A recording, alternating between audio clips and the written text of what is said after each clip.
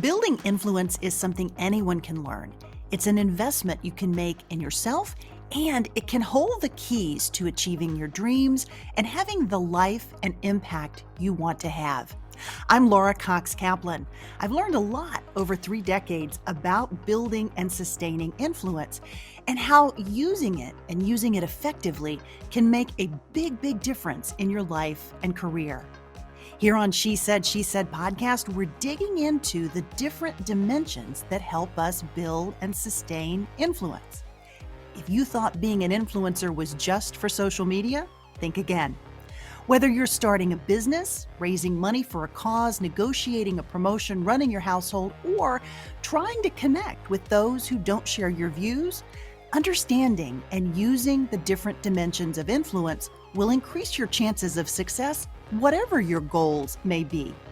Listening to She Said podcast is a smart, efficient investment you can make in you. I'm really glad you're here, and I'm excited we're on this journey together.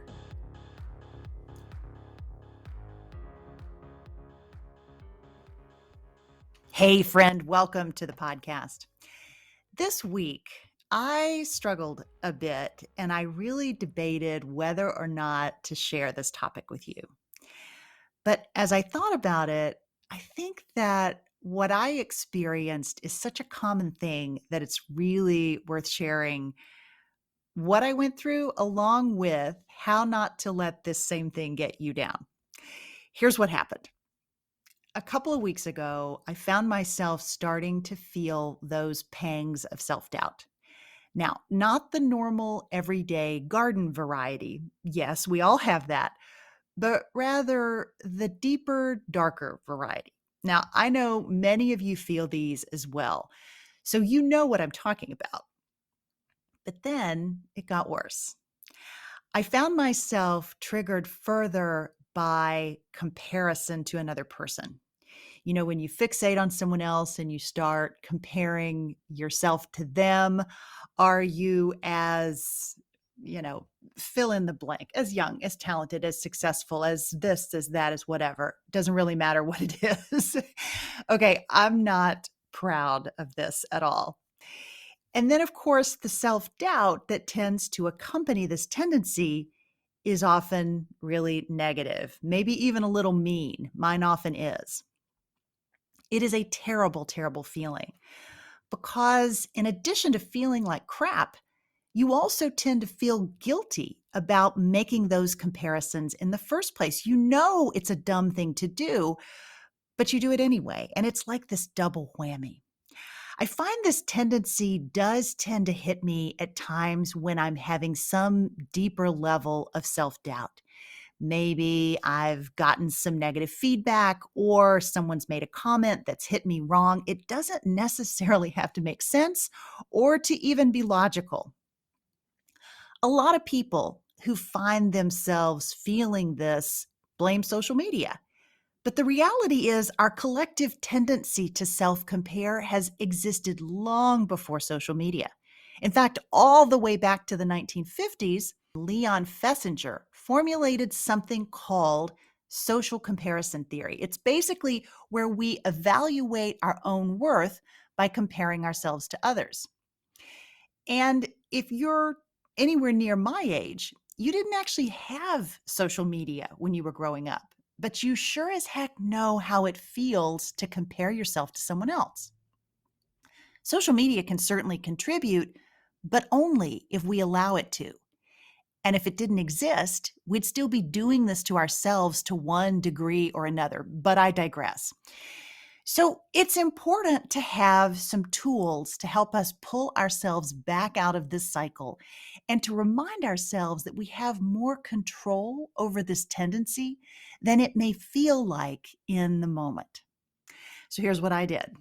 I gave myself a good hard talking to, and I sat back and thought about the best ways to break this cycle, the tips that I've used in the past that have worked, and also a few that I've learned more recently, including from my conversation with the amazing Dr. Samantha Boardman in our conversation in episode 167. I do find myself going back to that episode with her and to her terrific book, which is entitled Everyday Vitality. Both have incredibly helpful, realistic perspective that I think the world and all of us needs more of.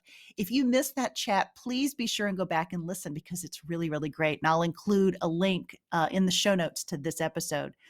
But today, now that I've pulled myself back up, I'm going to share my list of the things that work for me in the hopes that they'll work for you too, if this is something that you do to yourself. These are simple but effective ways to break out of this tendency if and when you find yourself there. Number one, remember that you are in the driver's seat of your emotions. You have the ability to control your thoughts.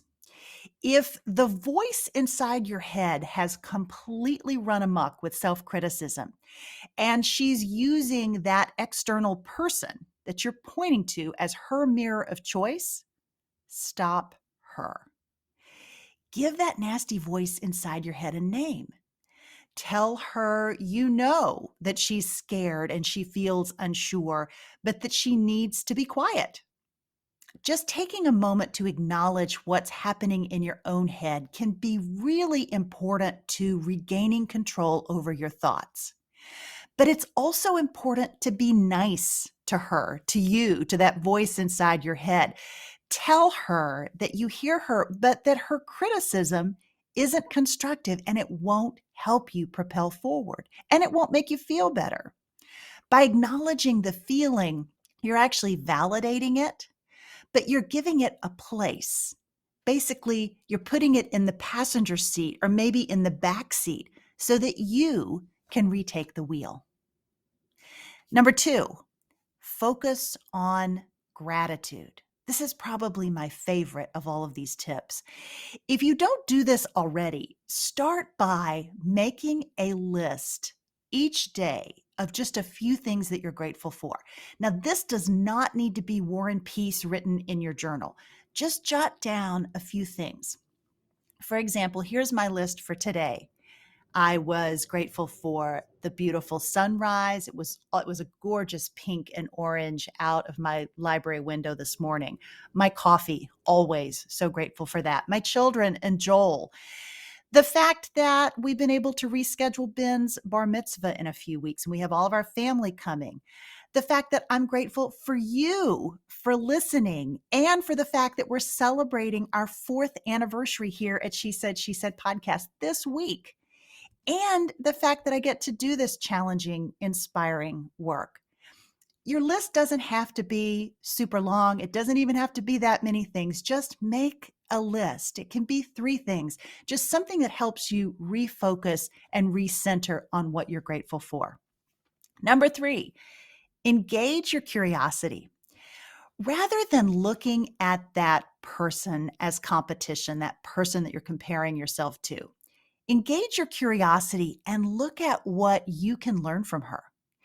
If it's someone who's accessible to you, maybe someone who's already in your network, can you develop a relationship with her and get her to teach you a few things in exchange for some things that you know that she may not? Maybe you can forge a relationship or a collaboration with her, which most likely will result in you realizing that she suffers the same kind of self-doubts and tendency to compare as you do. Chances are also that there is a lot of blood, sweat, and tears on the floor, not to mention self-doubt that you don't see on the surface. She might be willing to show you if you ask. Now, I'm not suggesting mimicry here, but instead looking for how you can improve what you're doing. By engaging your curiosity, it's often the best way to turn a difficult situation around, not just as it relates to comparisons, but also when you're trying to make the best of a difficult situation. It's that concept of a growth mindset and learning to shift our thinking away from the negative and onto how we can make this situation better. What can we learn that we can use next time? My 4th tip: Keep a running list of your own accomplishments and be sure to refer to them regularly. Keep that list updated. Just reminding yourself of what you've done and the progress that you've made can be a great way to give yourself that extra little positive boost.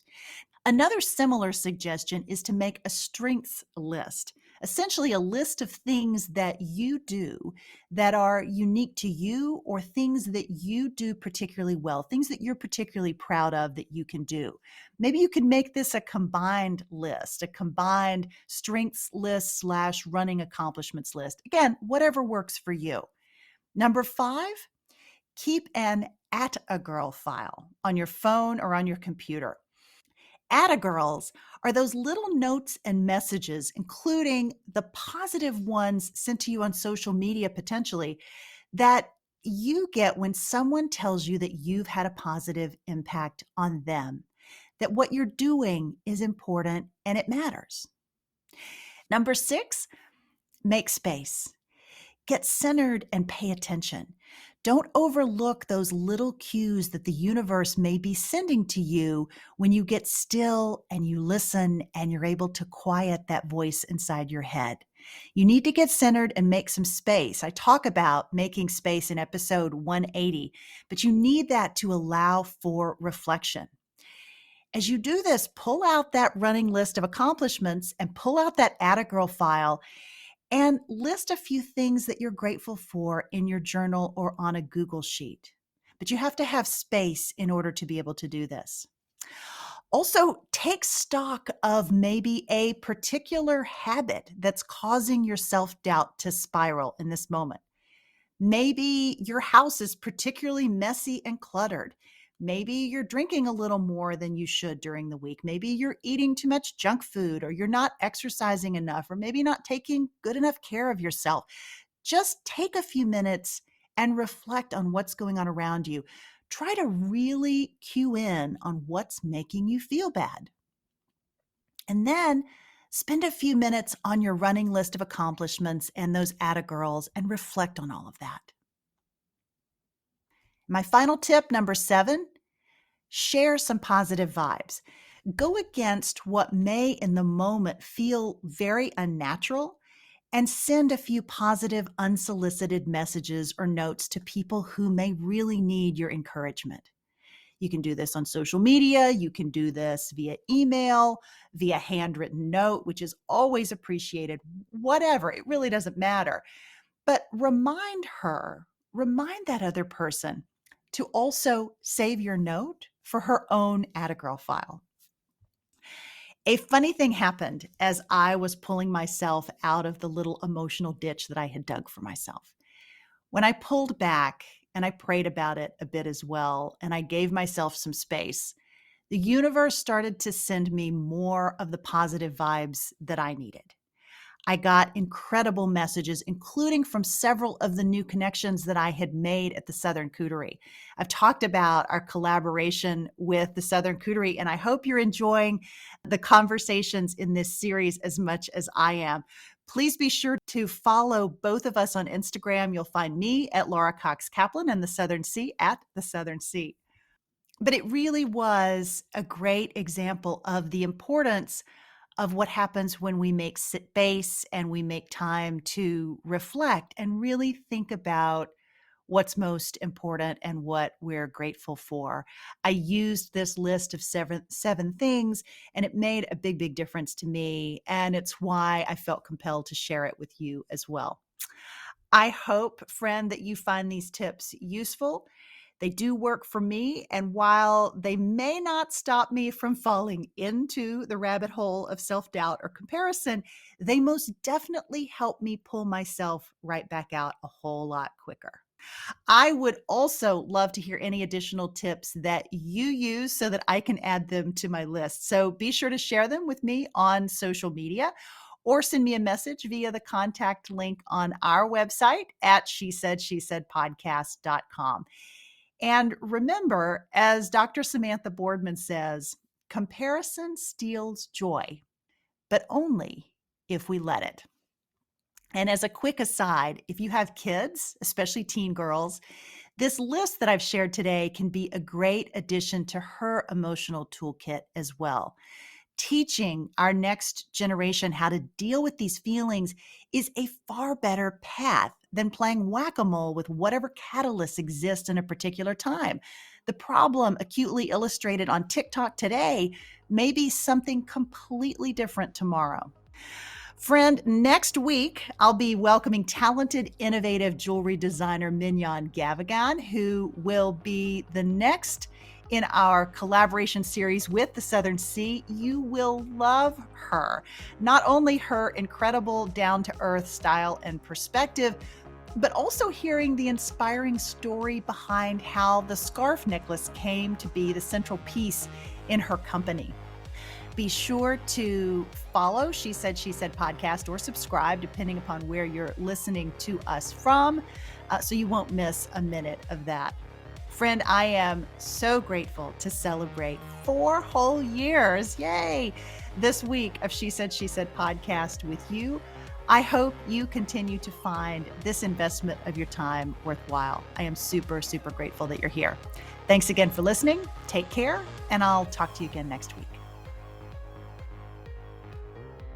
She Said podcast is a production of She Said Media.